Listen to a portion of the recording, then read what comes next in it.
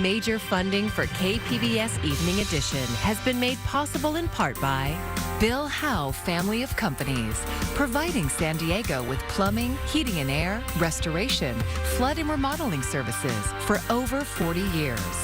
Call 1-800-BILL-HOWE or visit billhowe.com. And by the Conrad Prebys Foundation, Darlene Marco Shiley, and by the following.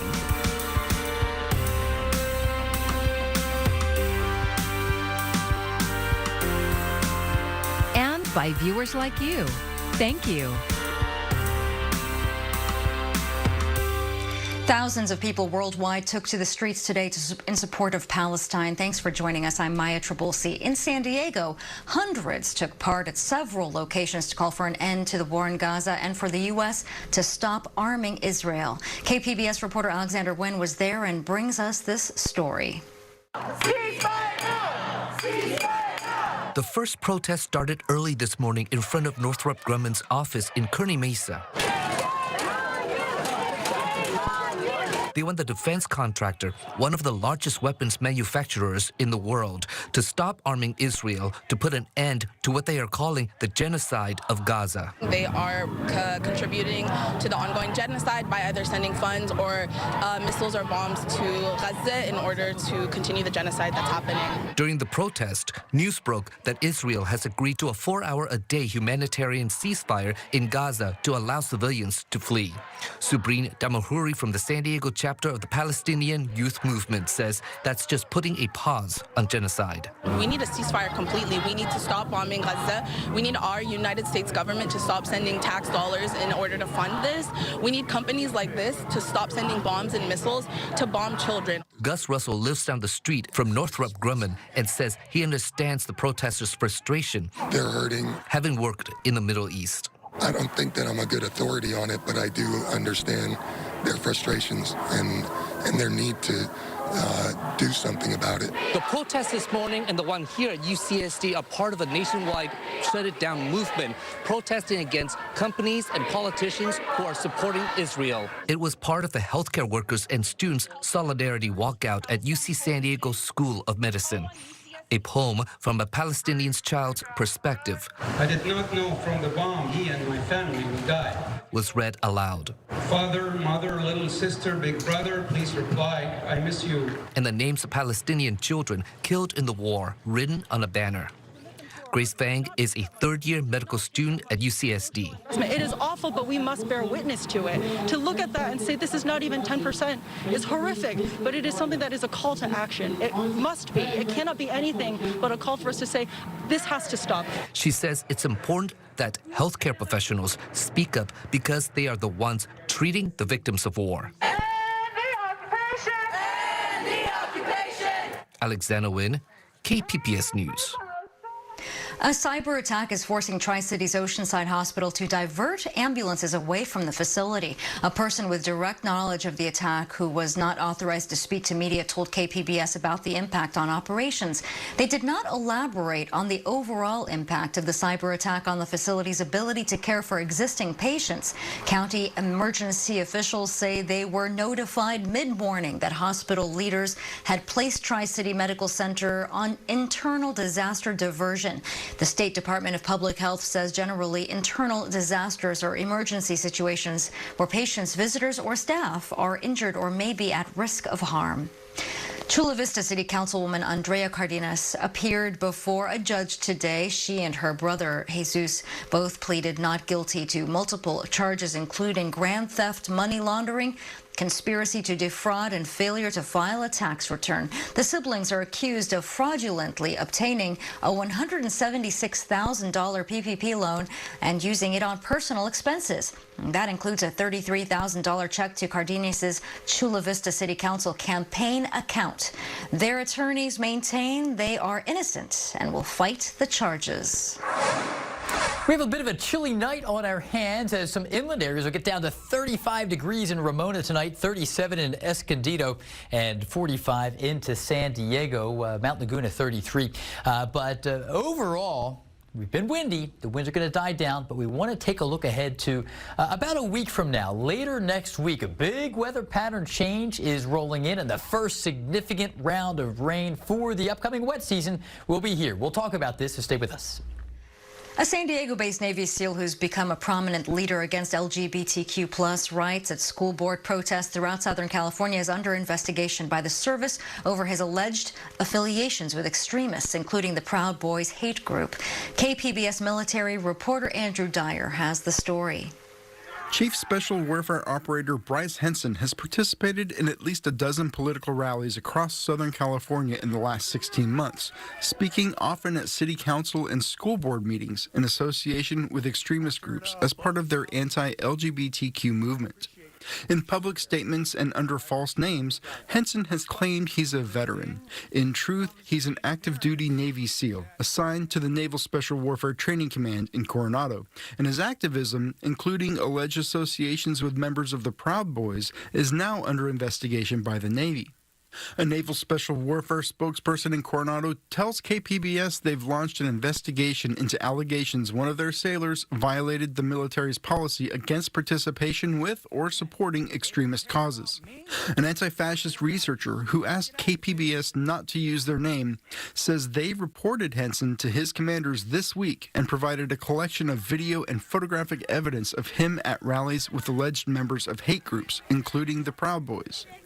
Photos and video, both captured and viewed by KPBS, show Henson shoulder to shoulder at rallies with alleged extremists. One has a Proud Boy tattoo, another a large Nazi tattoo on his head and a swastika on his arm. Henson couldn't be reached for comment through his attorney. Andrew Dyer, KPBS News. Earlier this year, a New York hedge fund that owns more than 200 newspapers nationwide bought the San Diego Union-Tribune. KPBS's Amitha Sharma says those with questions about what will happen next can look to newspapers in neighboring counties for some answers.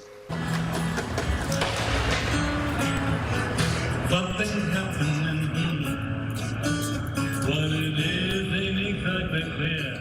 Sitting outside a sandwich shop on a recent fall afternoon, Riverside resident Robbie Short says he's a regular voter, but he never reads the local newspaper, the Press Enterprise, before voting. In fact, he does no research at all. I always see the same names most of the time, and if I see a new name, I'll look them up, or I won't even look them up and I'll just vote for the new name, because why not? Former Riverside Mayor Ron Leverage says the Press Enterprise used to matter a lot more to residents. He recalls a time more than a decade ago when people in the community and elected officials read the local paper first thing in the morning. I'd be surprised if anybody at City Hall looks at the Press Enterprise now. Today, the newsroom that once employed more than 100 journalists covering all of Riverside County is now down to a handful of reporters. In 2016, the New York-based hedge fund Alden Global Capital bought the Press Enterprise.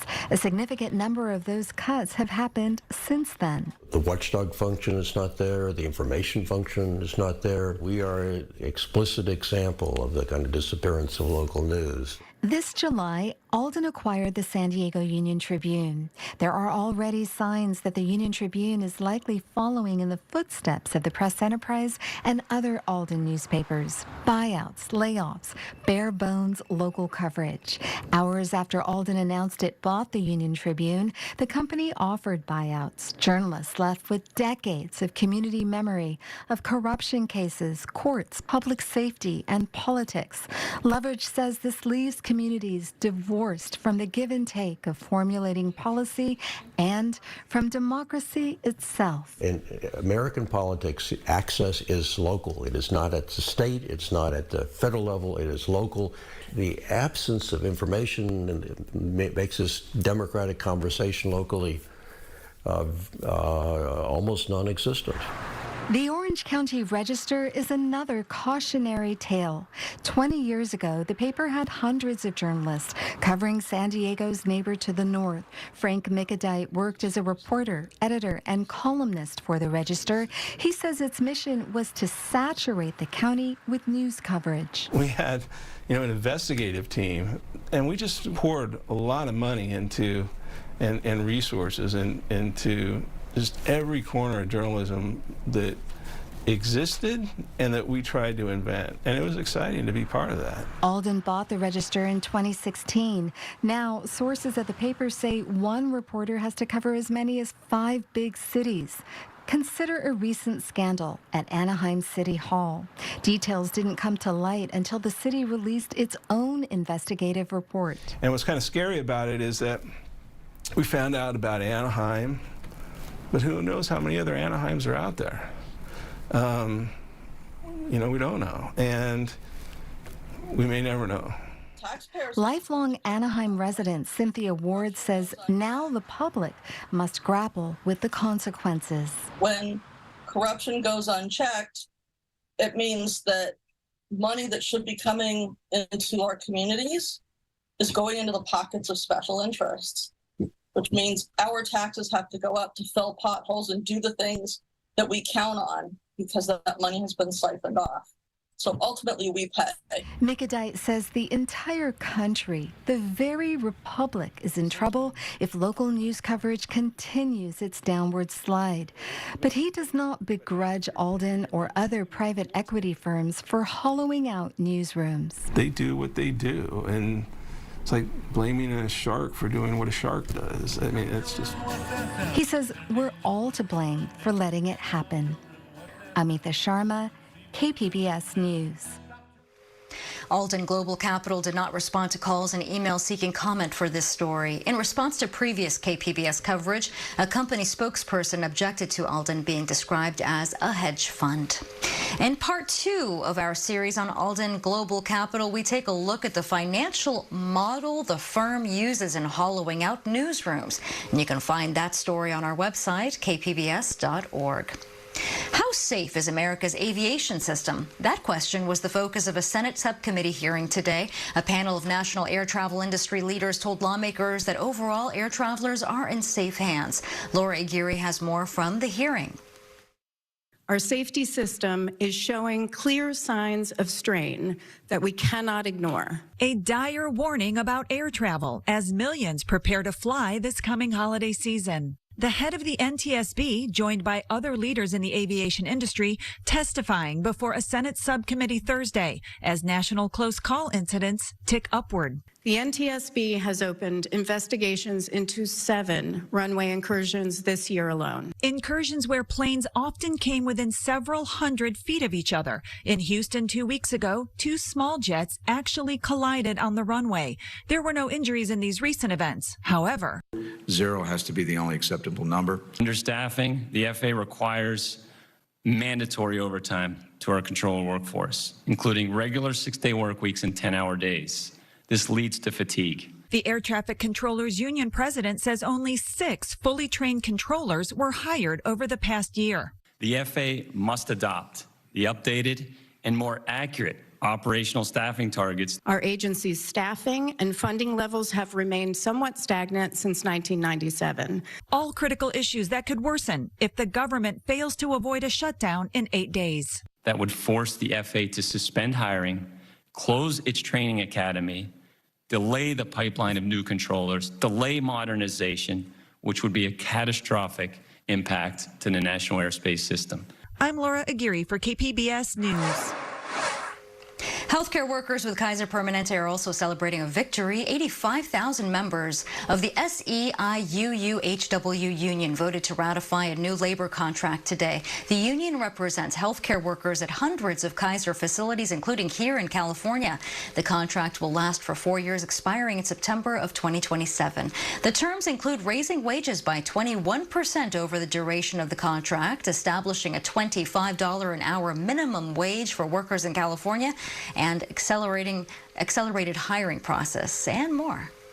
Hollywood looks like it will soon be back in action as a tentative deal is reached between actors and major film studios. The 118-day SAG-AFTRA union strike officially ended at 12:01 this morning.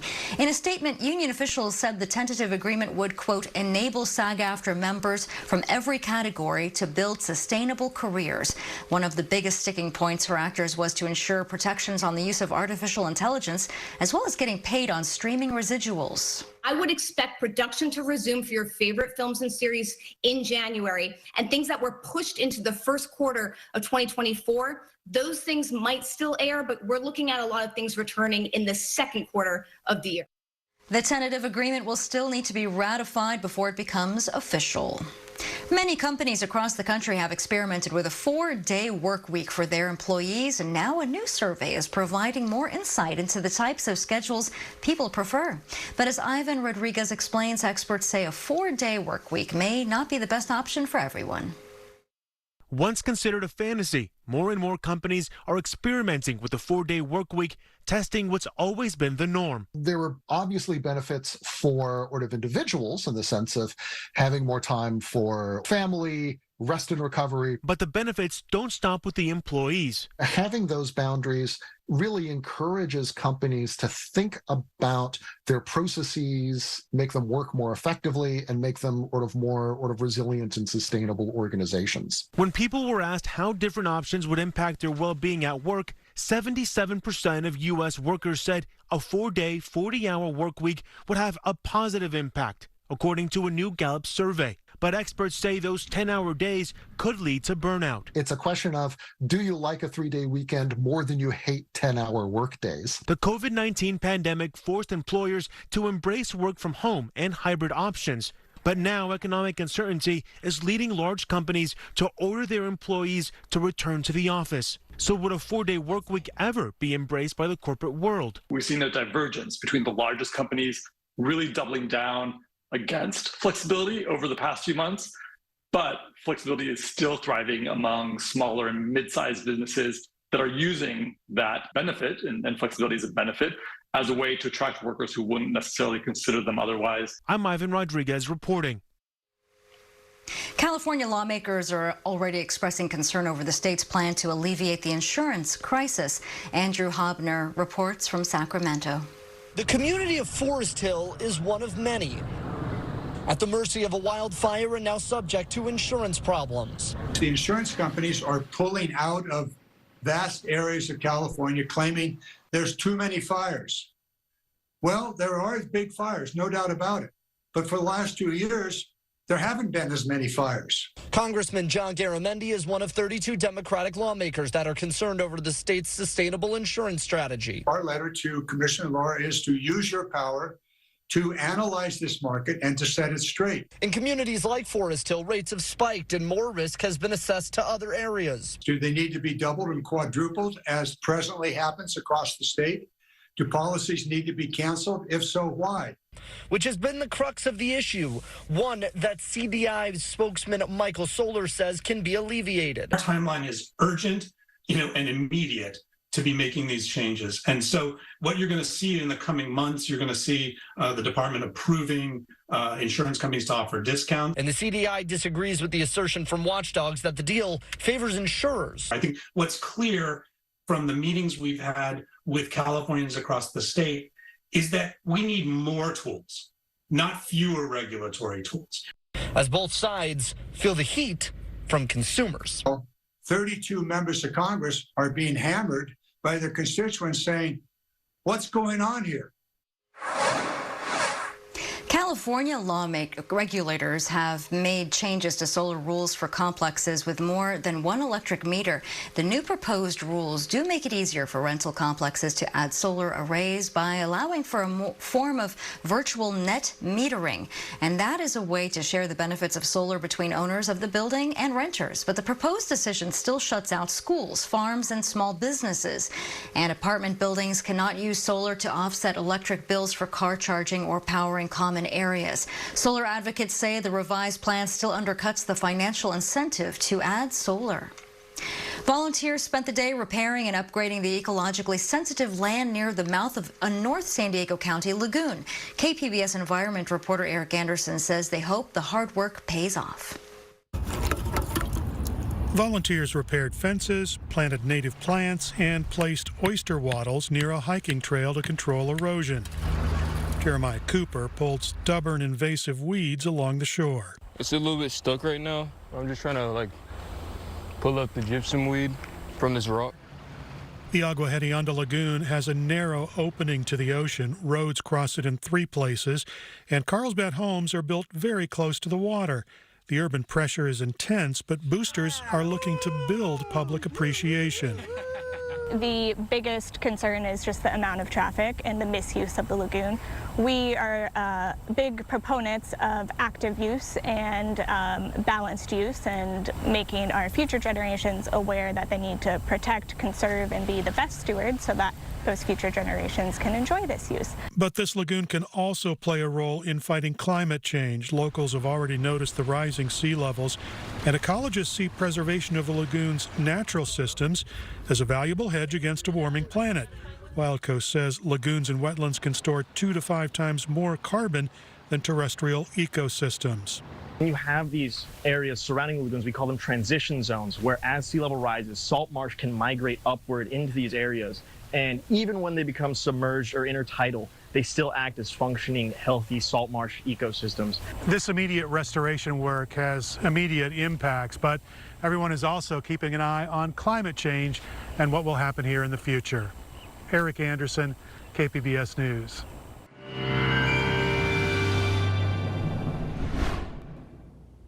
Let's take a look at our weather headlines here for Southern California and the San Diego area. The Santa Ana winds have been active, but they're beginning to wind down this evening and tonight, so we're going to put that behind us. We will look at some of the top wind gust reports, though, from Southern California in just a few seconds.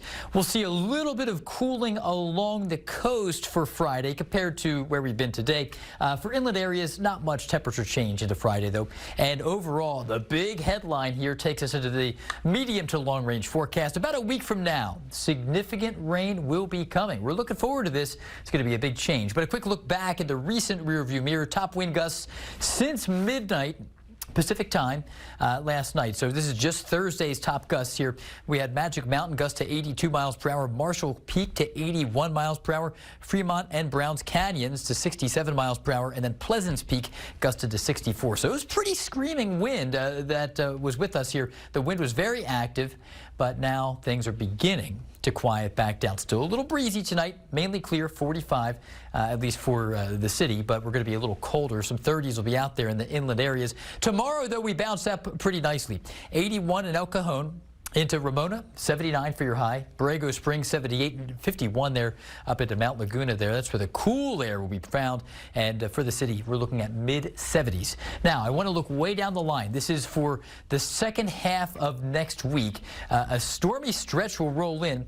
So looking at especially locally Thursday into Friday, rain will be rolling in. It'll begin a little earlier to our northwest, but significant rain, heavy mountain snow to our north up into the Sierra. And there will be some wind, but with the moisture, that's going to suppress fire activity. That's good news. We're looking forward to this. And you can see the clouds begin to roll into the coast on Tuesday. But until then, a pretty decent stretch, mid to upper 70s. Inland areas, there's the change. Tuesday, cloudy, and then the rain will follow by Thursday. We may see some of that late Wednesday. Mountainous areas, low 50s, mid 50s eventually Sunday, Monday. Clouds increase into Tuesday ahead of the rain. And then into the deserts here, you can see we're looking at upper 70s, near 80, 81 Sunday. And then the clouds will begin to filter in maybe a day later. Into Wednesday, we'll notice the change there into the deserts. For KPBS, I'm AccuWeather meteorologist Jeff Cornish. Major League Soccer's newest expansion team, the San Diego FC, broke ground today on the club's training facility and Right to Dream Youth Development Academy. KPBS reporter Melissa May says the club and the academy represent a lot of firsts. The groundbreaking ceremony opened with a series of bird songs that are a part of the Sycuan Band of the Kumeyaay Nation's oral history. Bring that part to the ceremony and start our event today with our cultural traditions. It just means the world to us and to the Sycuan people. Tribal Chairman Cody Martinez is San Diego FC's vice chairman and says the facility is being built on sacred ground. Kumeyaay village of Matomo. The history is here. You could feel the history in this land, and so I think our partners in Right to Dream and the Mansours recognize that from the beginning.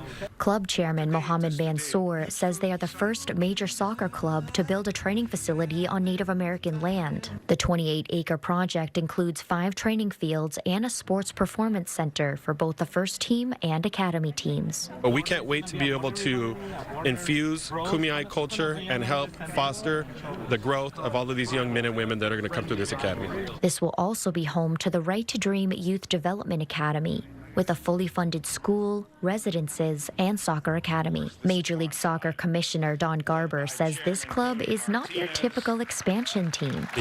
When you think about what this facility is, which is different than all others, it's global in nature. It has residences that have already been built, and it's a boys and girls academy. San Jose Earthquakes forward Useni Buddha is one of the Right to Dream Academy's success stories. He was recruited as a child in Burkina Faso. Right to Dream is a mentality, and there's an energy about Right to Dream that stays with you for the rest of your life. San Diego FC leaders say they will also be the first MLS club to develop young female talent in their academy. The club expects to enroll the first academy recruits in the fall of 2025. Melissa May, KPBS News.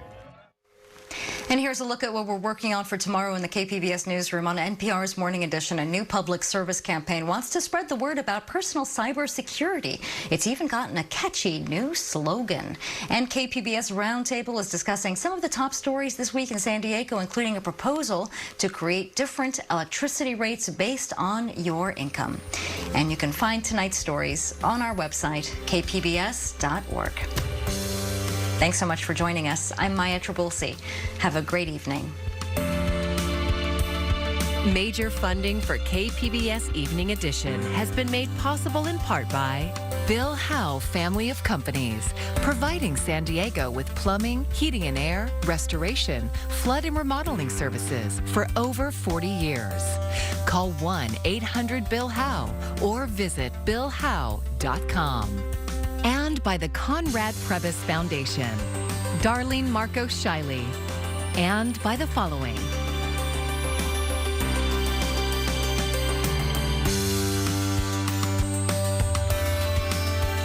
And by viewers like you. Thank you.